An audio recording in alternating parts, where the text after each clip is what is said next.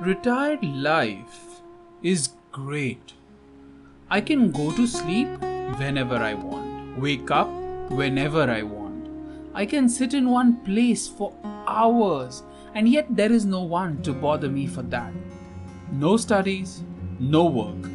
Life at this stage is pure enjoyment. It gets even more exciting if the location of choice is by a beach. According to me, the best place to spend one's last days is by the beach, watching the beautiful sunrise, feeling the uninterrupted wind on the face, and the soft sand that hugs the feet while walking. Just soak everything in for one last time. This is best appreciated when experiencing firsthand. Fortunately, I have. Garwahi city beaches are very beautiful. The sand, the water, the sky. People work very hard to keep this place clean. Every morning, as a habit, I used to stroll on the beach, taking in every moment of that place's beauty. My walk would begin as early as 5, even before sunrise, and sometimes I wouldn't return till evening. Those were the fun days. I remember that one day I couldn't sleep, so I got up, stepped out of my house, and started walking on the beach. It was summertime, and yet there was cool breeze brushing past my wrinkly face. The sun wasn't risen yet, so the place was relatively dark. I started walking on the edge where the land and water met. Funny thing, isn't it? I said to myself. Walking on the beach, I am between the land of the known and unknown. Age-wise, I am at the right place. Having lived a full life in this beautiful world, I would have thought I am ready to take a leap of faith and finally rest in peace. But I am not sure about it because I don't know what lies ahead. It is philosophical thoughts like these that accompanied my solo morning walks. I preferred walking alone, feeling the cool breeze on my face, the wet sand under my bare feet, and the deafening silence resulted from the gusty wind blowing past my ears. These walks were the moments of solitude for me. But it was a vacation time, so with the rising sun, the beach started to populate, mostly with children excited to play a variety of games. Fearing a ball might hit me, I went and sat far away from their reach, just outside an abandoned shack. The beach was getting busy and loud. Still, to maintain inner peace, I shut my eyes. After some time, I heard a little boy crying. I promise, it was here. I had built it myself yesterday, said the kid. Don't lie, said another. Do you want me to tell your father how big of a liar you are? Yeah, he will set you straight. Liar? Said another one in a harsh tone. Then suddenly 3-4 boys started cheering. Liar, liar, liar, liar, liar, liar, liar, liar. Their constant taunts were annoying me. Still, keeping my eyes shut, I tried to ignore them. No, I am not a liar, cried that kid. I promise I am telling you the truth. I was here yesterday. Eventually, I stopped resisting and witnessed the rest of the scene unfold with my own eyes. A couple of meters away, there were 4-5 young school-going kids standing in a circle. In the middle was another kid of their age, but he was sitting in the sand, crying. I couldn't see his face, but in his shaky voice he pleaded, Don't call me a liar. I never lie. Please. But none listened to him. After showering that poor kid with a lot of taunts, the other boys walked away. That's when I noticed the young Virat Garvkar. I knew him. He used to live in a chawl nearby. The moment his friends were gone, he suddenly burst into tears. While crying, he kept on scattering the sand as if searching for something. "It was here! I know for sure it was here!" he shouted. For a long time, he kept on doing that same activity until he saw a middle-aged man in white kurta pajama and thick black mustache approach him. Seeing him approach, the kid quickly got up, wiping his tears, and sat there looking at the sand. I could see a slight fear on this boy's face. He was trying very hard to not make eye contact with his father. "What happened? Why were you crying?" the father said in a harsh tone.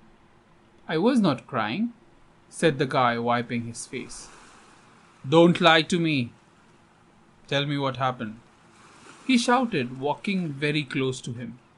Seeing him approach, the kid stood up and fixed his shirt shorts while staring at the sand. "Tell me what happened," the man repeated. His harsh tone had softened this time as he said while placing a gentle hand on his shoulder. The kid still didn't look up. I had built a big castle here yesterday out of the sand. I'm pretty sure I built it at this exact spot. But now it's gone. I don't know what happened." The father smiled at his kid's naivety. But he didn't correct him. Instead, he asked, "How tall was it?" "Almost this big," said the kid, raising his hand to mark the imaginary castle's height. "Tell me how tall exactly, as I have taught you." 3 feet. The castle was 3 feet tall, replied he with pride. The kid imagined the castle in its full glory, but soon got disappointed that it was gone. Seeing him get depressed, the father smiled at him. He walked away to a shack, picked up a half coconut shell, and then walked back to him. 3 feet, was it? Why don't you build a bigger castle today and then call your friends to show them?" he said while handing him the shell. Excited, the kid took the tool and started digging. The father took a few steps back and simply watched his kid in action. Virat seemed very excited to rebuild the castle. He didn't care if other kids were playing games and having fun. Instead, he continued to work on his structure. Meanwhile, the father silently observed his son. This was an important moment in Virat's life. His father could see that his son was discovering his passion. Virat was an architect in making. For hours, Virat was at work trying to build it bigger and stronger and grander. He didn't get disheartened when some of its structures collapsed midway. Just wiping the sweat, he continued with his job. The thing that motivated him the most was his father's presence. Never before had Virat seen his father dedicate this much time for him. Virat's father was a busy government official. Also, the fact that he had to take care of his 4 other children, Virat barely got the attention and love from his father. But at that moment, he was extremely motivated to see his father there for him.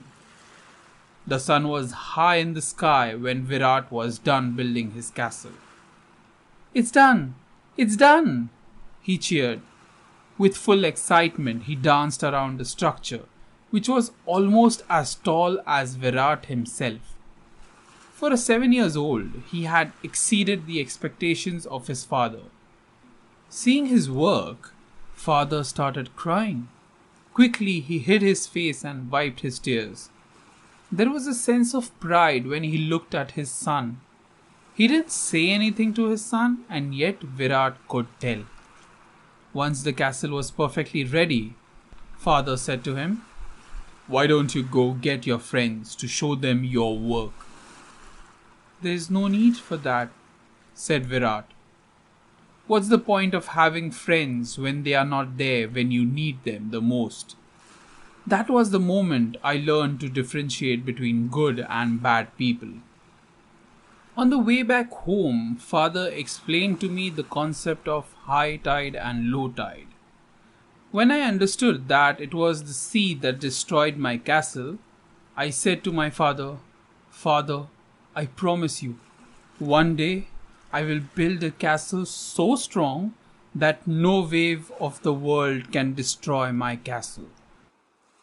Father smiled at me and said, "I know you will." And then he gave me a tight hug. While smiling, I got up out of my chair and started walking back home.